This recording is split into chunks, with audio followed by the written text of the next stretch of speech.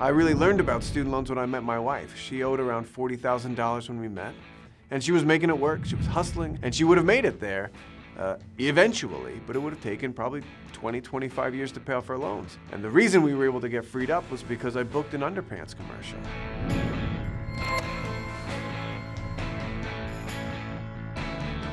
So we were getting married and looking at how much money she owed and the 7.5%, 8.5% interest rates on these loans.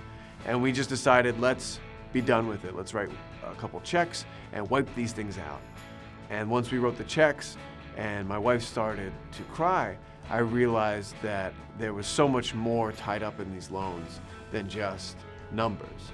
It had an emotional weight that she carries to this day.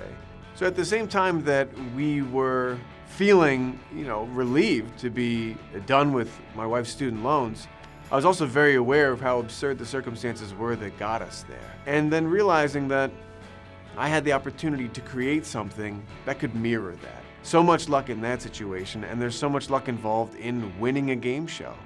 And right now, the best way to pay off your loans is maybe I get hit by a city bus, maybe a rich family member that I never met passes away and leaves me a ton of cash, or maybe I win this stupid game show on TruTV.